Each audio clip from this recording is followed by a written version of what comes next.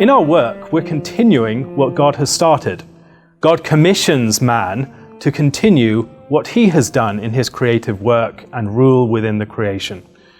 Now, as we work, we are measured by a standard. That standard is God's standard. The problem is, as people who live in a fallen world with a limited understanding of good and evil, how do we know that our work is good? That's one of the reasons why every single week we can gather together as the people of God and have our work assessed.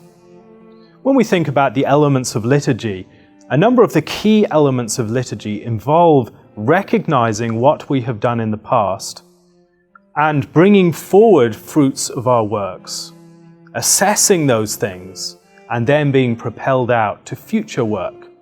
There's a constant weekly process of recalibration of our perception of what we're supposed to do, how we stand within the world, who we are within the world, who we are serving within the world, and the work that we have done relative to all of those things. It's very easy to live our lives if we do not have liturgy, if we do not have this gathering together as the people of God, as a great stream of consciousness, never actually stepping back and seeing our work from the outside. But yet liturgy forces us to see our work from the outside, to bring it forward for judgment. God, in his work of creation, sets the pattern that we need to assess our work by. In the very act of creating in 6 days and resting on the seventh, God presents his work as the paradigm for all human work. As we work, we follow his example. And in the same way as he stands back and assesses, we assess relative to the standard that he has given us. And each week involves a correction of what we have done. We repent of what we have omitted and what we have committed in terms of the sins of the past week.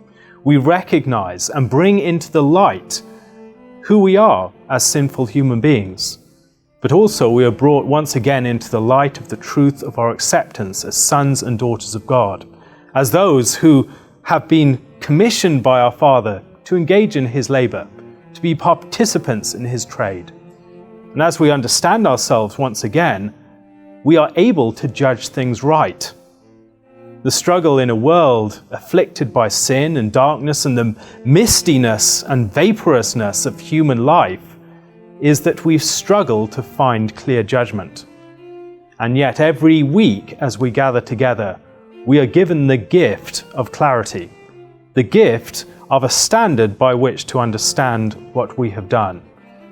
And as a result of that, we have, as it were, the sure cornerstone that has been placed, the one cornerstone from the building from which every other measurement is taken.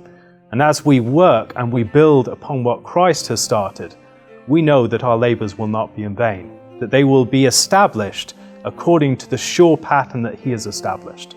Not as those who are building with flimsy materials, or those who are building in uncertain lines, but as those that have a secure foundation and clear patterns to follow.